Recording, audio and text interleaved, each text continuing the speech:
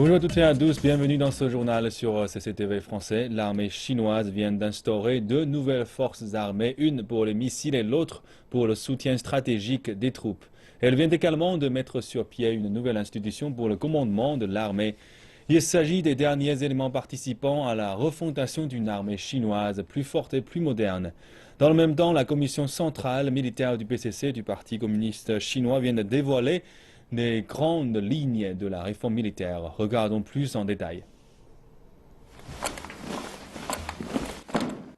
Il s'agit d'un changement d'envergure pour la seconde force d'artillerie de Chine, la force dissuasive stratégique de l'armée populaire de libération. Elle a été officiellement renommée Force des missiles de Chine, faisant ainsi de l'APL une force commune regroupant aussi l'armée de terre, la marine et l'armée de l'air.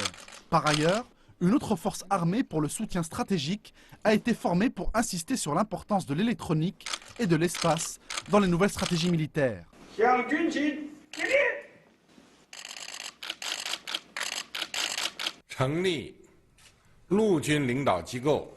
La formation de la nouvelle force armée des missiles et de la force de soutien stratégique est une décision majeure prise par la Commission centrale militaire pour réaliser le rêve de la refondation d'une armée forte et moderne en Chine. Les nouvelles forces armées créées font ainsi partie d'un ensemble de mesures qui ont été prises dans le cadre des réformes militaires actuelles. Vendredi dernier, la Commission centrale militaire a publié une importante déclaration mettant en lumière son orientation dans le processus actuel et mettant l'accent sur sa détermination pour mener à bien ces réformes. Le message qui a été délivré concerne le renforcement du commandement de l'armée grâce à la refonte complète de l'ancien système de commandement commun centré autour de l'armée de terre. Les réformes entendent ainsi améliorer les capacités générales au combat. La déclaration de la Commission centrale militaire clarifie les raisons, les différents éléments et la manière dont la réforme de l'armée sera conduite. Aussi, elle indique clairement les exigences attendues par les forces armées, tout en rappelant son rôle de soutien essentiel. Les grandes lignes des plans pour la réforme militaire avaient été annoncées au mois de novembre dernier, au moment où Xi Jinping s'était engagé à mener à bien la refonte globale avant 2020.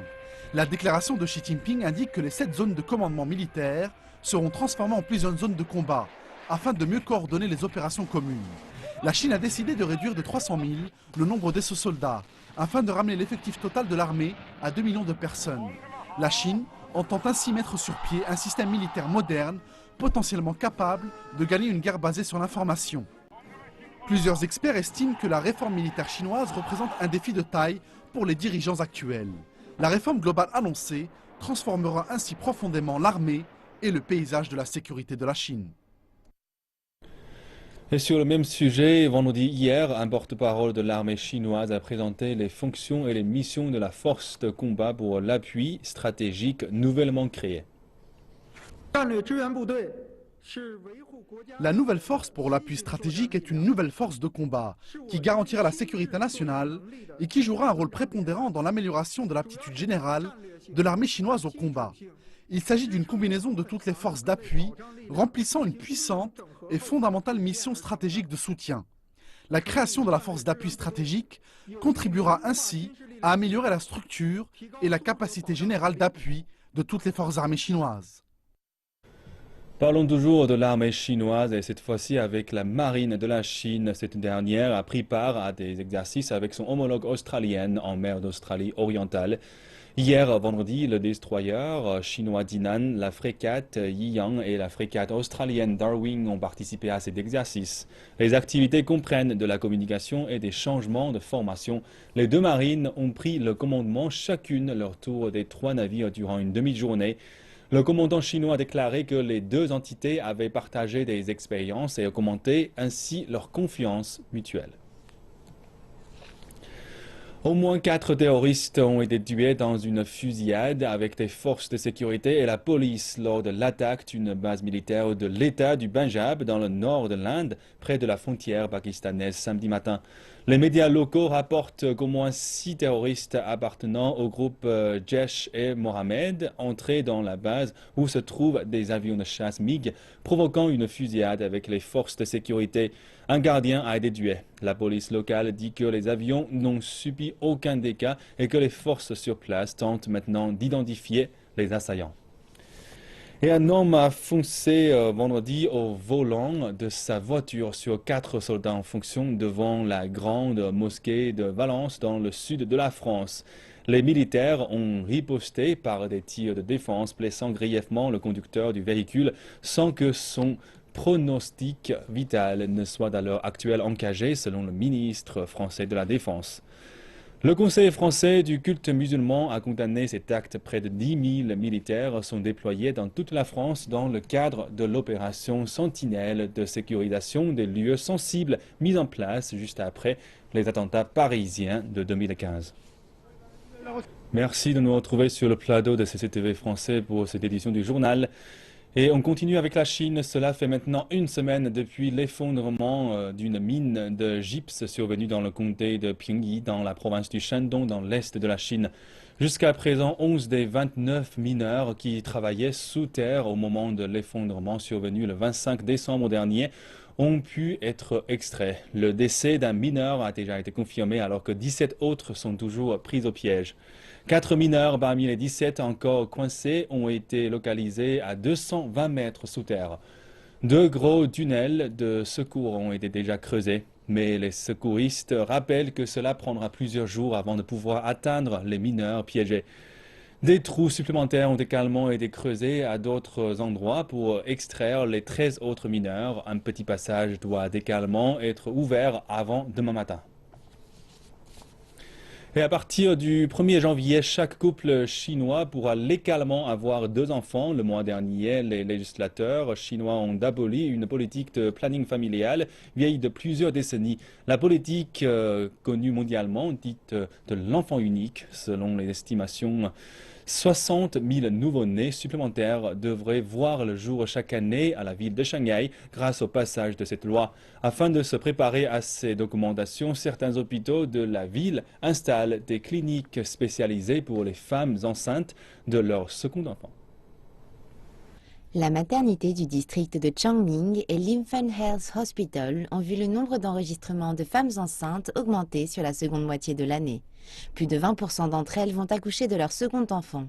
Shen Tianwen, âgée de 35 ans, est l'une d'entre elles. Elle s'est rendue à l'hôpital ce matin pour un contrôle de début de grossesse.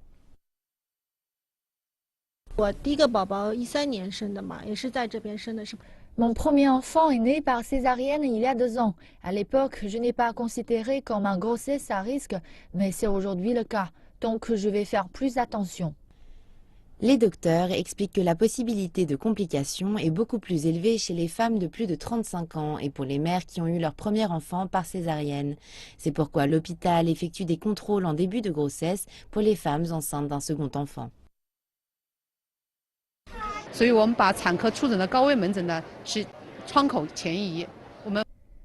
Pour l'instant, nous dépistons les femmes qui ont plus de 35 ans quand elles en sont à 16 semaines de grossesse. Mais sachant que nombreuses femmes enceintes de leur second enfant ont dépassé cet âge, nous avons décidé d'effectuer ces contrôles entre 8 et 12 semaines de grossesse dans leur cas. Cela nous permettra de découvrir le plus tôt possible les risques potentiels. Les médecins constatent que les bébés nés de mères plus âgées présentent un risque plus élevé de défaut à la naissance, un poids plus faible et certains problèmes chromosomiques tels que le syndrome Down.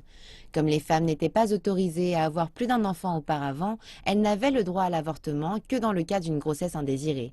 Ces femmes présentent aujourd'hui un taux plus élevé d'infertilité. Les docteurs suggèrent donc aux couples plus âgés de procéder à des tests avant de prendre une décision définitive quant au fait d'avoir un second enfant. Nous avons ouvert une clinique de consultation qui offre des conseils aux couples qui pensent à avoir un second enfant. Pour l'instant, les femmes enceintes qui accouchent par les voies naturelles peuvent quitter l'hôpital 24 heures après avoir accouché. Celles qui subissent une césarienne peuvent partir après 72 heures à compter de la naissance de l'enfant. C'est pourquoi nous avons une clinique pour les nouveau-nés, par peur que des problèmes tels que la jaunisse se présentent dans le futur. Les autorités sanitaires de Shanghai estiment que la moitié des accouchements ont lieu par césarienne, mais les docteurs expliquent que pour les couples qui souhaitent avoir plus d'un enfant, une naissance par les voies naturelles est préférable. C'est pourquoi les hôpitaux promeuvent les bénéfices des naissances naturelles. Les cliniques de maternité de Shanghai introduisent dans un même temps des antidouleurs plus efficaces dans leur protocole afin de rendre l'expérience moins traumatisante. Pour mieux communiquer avec les patients, certains hôpitaux ont recours à des tablettes pour expliquer les interventions aux patients. Entre 200 000 et 220 000 enfants naissent chaque année à Shanghai. L'année dernière, CCTV français est parti à la rencontre de certaines des 56 minorités ethniques de Chine, deuxième étape de notre périple. Shenyang, capitale de la province orientale du Liaoning. Là vivent des dizaines de milliers de Coréens de la diaspora. Notre équipe a été conviée à une cérémonie de mariage entre un homme issu de la minorité coréenne et une femme Han. Une fête colorée mêlant traditions chinoises, coréennes et occidentales.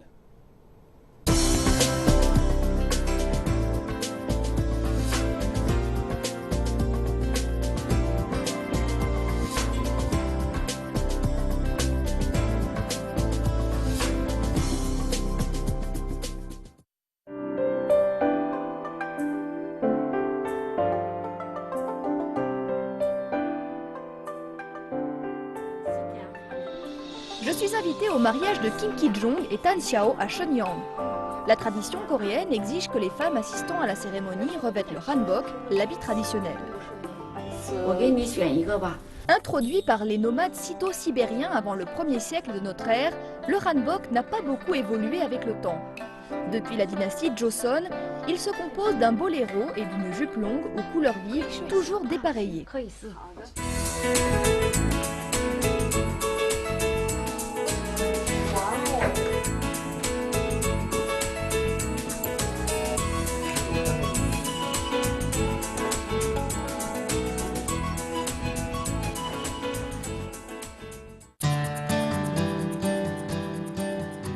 Un mariage coréen comporte une part de public et de privé, et il commence au domicile des futurs époux qui sont en réalité déjà mariés civilement.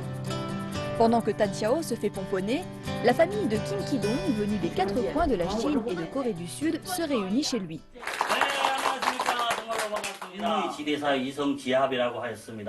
오늘 여러분들이 너무 잘하시는 경주 김 씨의 후예인 김기정 군은 경사스럽게도 한족 아가씨 단시오 양과 서로. La coutume veut qu'un présentateur parlant coréen et mandarin vienne animer le mariage.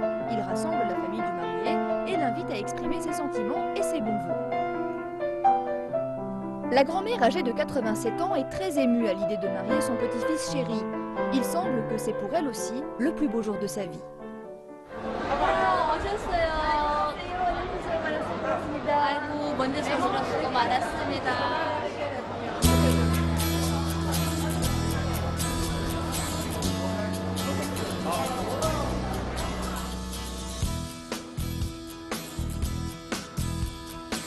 Je suis installée à la table des tantes venues de Séoul.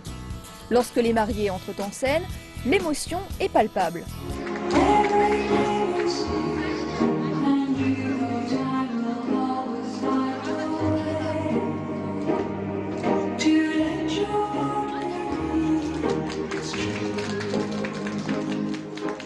Le hall de cérémonie est décoré de compositions chamarrées faites de friandises.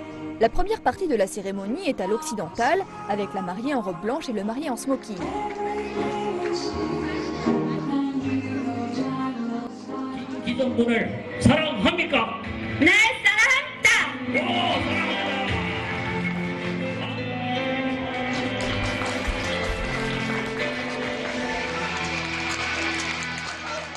Kim Ki-dong, qui jusqu'ici tremblait de nervosité, semble enfin détendu et la mariée, les yeux jusqu'aux oreilles, semble vivre un bonheur des plus intenses. Les Coréens qui adorent chanter et bouger envahissent le podium et se mettent à danser, même la grand-mère qui semble avoir retrouvé ses 20 ans.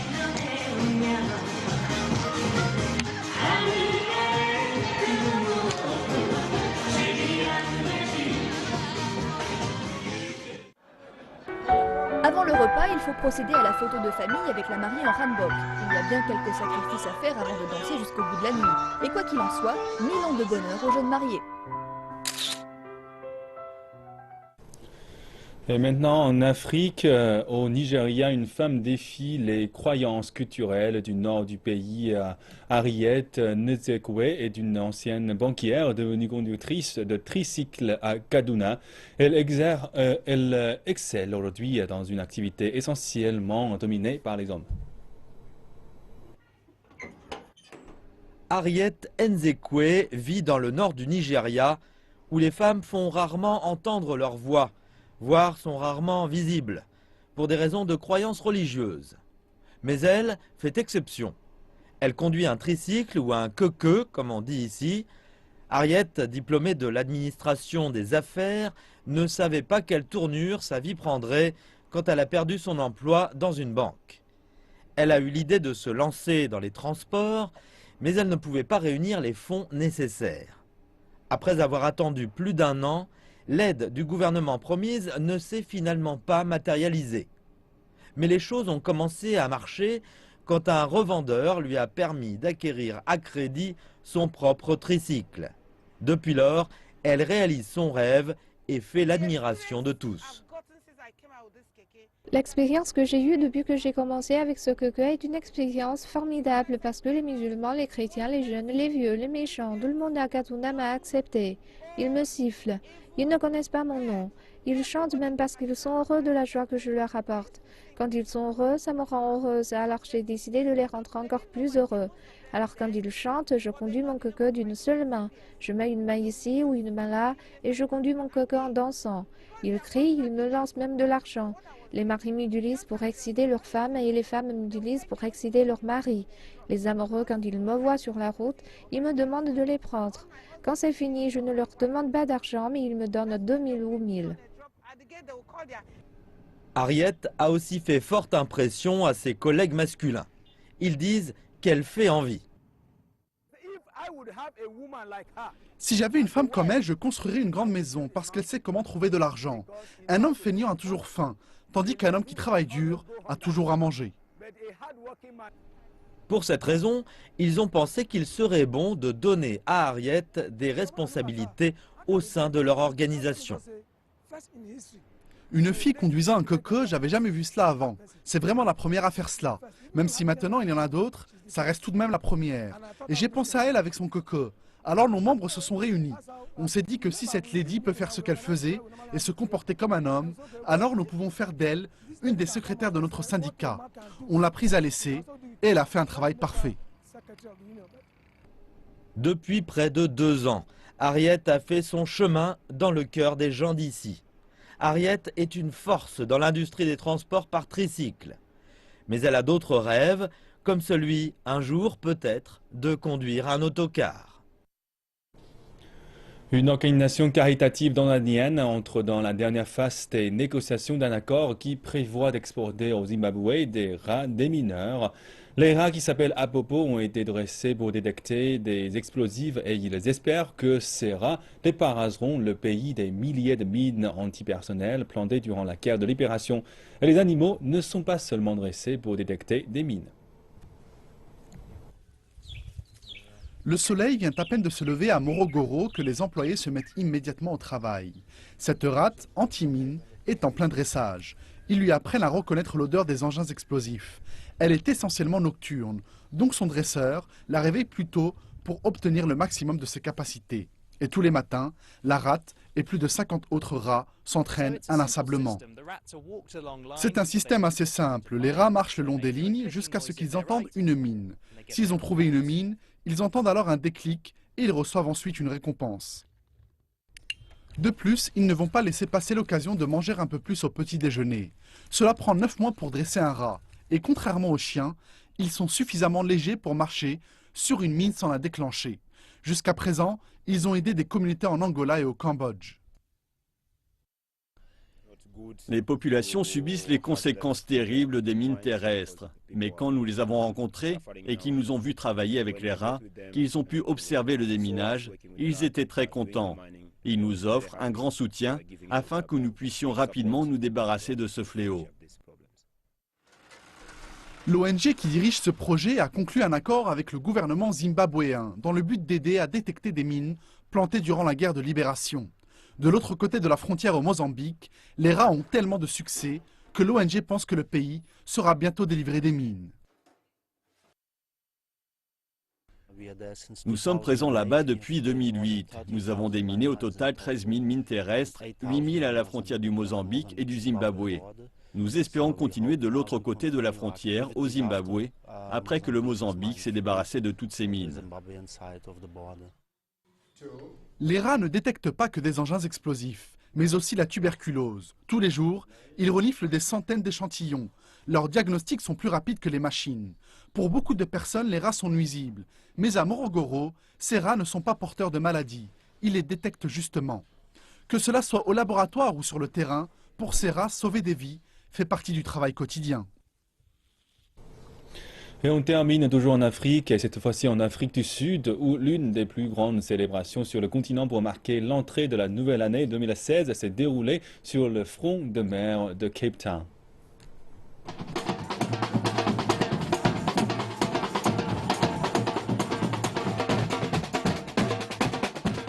Les fêtards du Nouvel An, venant des quatre coins de la ville de Cape Town, sont venus se joindre à la grande célébration.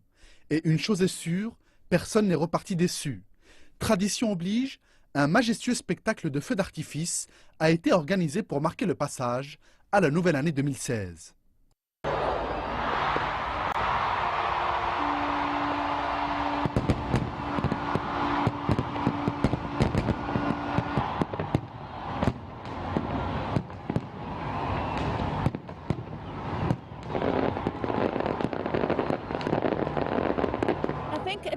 J'ai trouvé que tout s'est très bien passé. Je veux dire par là que l'ambiance au sein de la foule et l'atmosphère générale étaient très bonnes.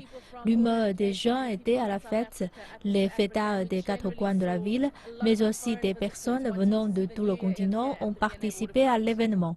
Généralement, on constate chaque année que les visiteurs étrangers viennent toujours plus nombreux pour assister aux célébrations sur le front de mer de Cape Town.